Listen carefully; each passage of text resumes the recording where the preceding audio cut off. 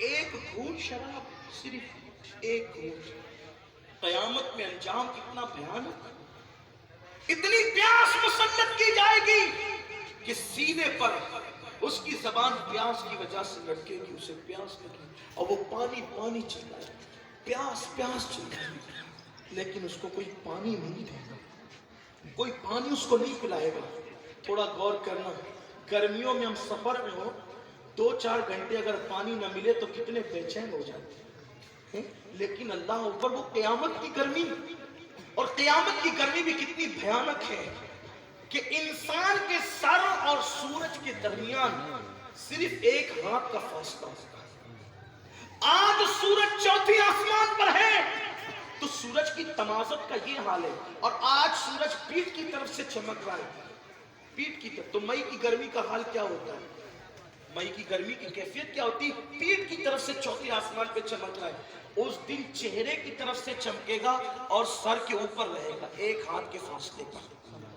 اگر زبان نہ بھی لٹکے تو کیا انجام ہو، کیا کیفیت ہو. اللہ کے رسول علیہ السلام غیب دا نبی صلی اللہ علیہ وسلم نے فرمایا ہر انسان پسینے میں ڈوب جائے گا، کوئی گھٹنوں تک، کوئی کمر تک، کوئی گلے تک پسینے میں ڈبکیاں لے رہا ہوگا. یہ کیفیت ہوگی. اور شرابی جس نے، ابھی شرابی نہیں بلکہ جس نے شراب کا صرف ایک گھونٹ پیا زندگی میں، اس کی زبان سینے پہ لٹکے گی، وہ پانی پانی چلائے گا، پیاس پیاس چلائے گا. تو جب وہ چلائے گا پانی کی وجہ سے تو فرشتے اس کو پلانے کے لیے جہنمیوں کا کھولتا ہوا پیپ مواد، کھولتا ہوا پیپ اور جہنمی بچھوؤں کا زہر، جہنمی بچھوؤں کا زہر اور جہنمیوں کا پیپ. اور یہ جہنمیوں کے پیپ میں سے کون سا پیپ؟ پیپ سمجھتے ہیں نا، مواد. وہ کون سا پیپ؟ زنا کرنے والی عورتوں اور زنا کرنے والے مردوں کی شرمگاہوں سے جو پیپ بہے گا جہنم میں، وہ پیپ. لوگ کہتے ہیں کہ مولانا تھوڑی سی حیا کی بات کیا کریں، آپ اتنی اوپن بات نہ کیا کریں. میں کہتا ہوں کہ لوگ گناہ کرنے میں نہیں شرماتے، ہم گناہ سے روکنے میں کیسے شرماتے؟ بے شک بے شک.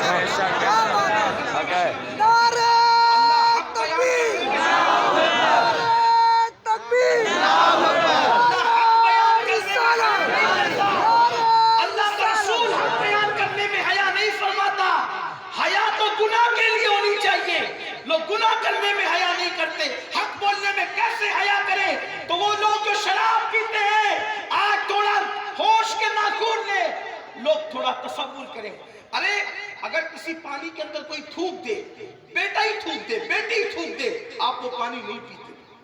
شراب پینے والوں، یہ میرا نہیں اللہ کے رسول کا فرمان ہے، اس سچے سچے نبی کا فرمان ہے، صادق و مصدوق نبی کا فرمان ہے کہ جس نے شراب کا ایک گھونٹ پیا ہوگا، جہنمی عورتوں کی شرمگاہوں سے نکلنے والا پیپ، جہنمی جو زنا کرتے ہوں گے مرد عورتیں، اور وہ اتنا بدبودار ہوگا، حدیث پاک میں آیا ہے اس کی بدبو کی وجہ سے پورے میدان محشر والے پریشان اور کہیں گے اللہ یہ بدبو کائے کی ہے؟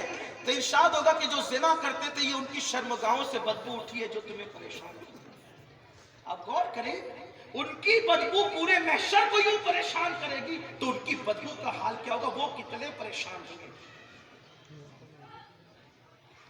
منکرو عیش کر لو یہاں 4 دن، منکرو عیش کر لو یہاں 4 دن، دائمی عیش عبد النبی کے. یہ عیش کی جگہ نہیں ہے، یہ عبادت کی جگہ ہے. یہ عیش کی جگہ نہیں ہے، اللہ رب العزت کو راضی کرنے کی جگہ ہے. تو حدیث پاک کا مفہوم ہے کہ جہنمیوں کا پیپ اور جہنمی بچھوؤں کا زہر ان لوگوں کے پاس فرشتے لائیں گے اور ان کو کہیں گے لو پیو. فرشتے کہیں گے لو پیو. تو چونکہ ان کو پیاس لگی ہوگی، بہت بے چین ہوگی، وہ لے کر جیسی منہ کے قریب کریں گے، اللہ کے غیب کا نبی صلی اللہ علیہ وسلم فرماتے ہیں اس جہنمی بچھوؤں کے زہر اور اس پیپ کی گرماہٹ یہ ہوگی کہ ان کے چہرے کا گوشت جھڑ کر کے گر جائے گا، اور وہ کہیں گے اللہ یہ ہمارے ساتھ کیا ہو رہا ہے؟ ہم نے پانی مانگا، پانی، اور ہمیں جہنمیوں کا پیپ اور جہنمی بچھوؤں کا زہر دیا گیا جس سے ہمارے چہروں کا گوشت جڑ کر کے گر گیا، اس وقت فرشتے کہیں گے بدبخت، کیا تو نے رسول اللہ کا فرمان نہ سنا تھا کہ جو ایک گھونٹ شراب کا پیے گا اس کے ساتھ یہی سلوک کیا جائے؟ سبحان اللہ۔ جو شراب کا ایک گھونٹ پیے اس کے ساتھ یہ سلوک ہوگا۔ جو ہر رات کو شراب پیتا ہو، جو ہر دن شراب پیتا ہو، جو شادی کے موقع پہ شراب پیتا ہو، جو غم کے موقع پہ شراب پیتا ہو، جو ہر وقت نشے میں دھت رہتا ہو، ان کا انجام کیا ہوگا، ان کی کیفیت کیا ہوگی؟ میرے پیارے آقا صلی اللہ علیہ وسلم کے دیوانوں، یاد رکھنا اللہ نے ہمیں مسلمان بنایا، ایمان کی دولت عطا کی، خدا کے لیے اپنے حال پہ رحم کرو، اپنے حال پہ رحم کرو۔ تو عرض یہ کر رہا تھا، پہلی چیز فرمائی، جن کے گھر زمین میں دھنس جائیں گے، زمین میں گھر دھسیں گے، چہرے سور بندر کی طرح ہوں گے، لا علاج بیماریوں مبتلا ہوں گے۔ پہلی چیز وہ اپنے گھروں میں بیٹھ کے شراب پیتے ہوں گے۔ دوسری چیز وہ اپنے گھروں کے اندر میوزک اور گانے سنتے ہوں گے۔ کون سا گھر ہے جو اس وقت گانے سے محفوظ ہے، میوزک سے محفوظ ہے؟ اب تو لوگ گانے کو گناہ سمجھتے ہی نہیں۔ بڑی معذرت کے ساتھ میں نے کئی حاجی نمازیوں کو بھی گانے سنتے دیکھا ہے، چھپ چھپ کر لوگ گانے سنتے ہیں۔ یاد رکھنا ایک بات ہمیشہ یاد رکھنا، جو لوگوں کے درمیان نیکی کرے اور اکیلے میں پاپ اور گناہ کرے، اس سے بہتر وہ لوگ ہیں جو لوگوں کے سامنے بھی گناہ کرتے ہیں اور اکیلے میں بھی گناہ کرتے ہیں، اس سے بہتر ہے۔ کیوں؟ غوث پاک رضی اللہ تعالیٰ عنہ فرماتے ہیں جو لوگوں کے سامنے گناہ نہ کرے اور اکیلے میں گناہ کرے وہ ملحد ہے، ملحد۔ لوگوں نے کہا وہ ملحد کیسے؟ فرمایا لوگوں سے ڈر کے گناہ چھوڑ دیا، اللہ سے ڈر کے گناہ کیوں نہیں چھوڑ؟ بے شک بے شک، واہ۔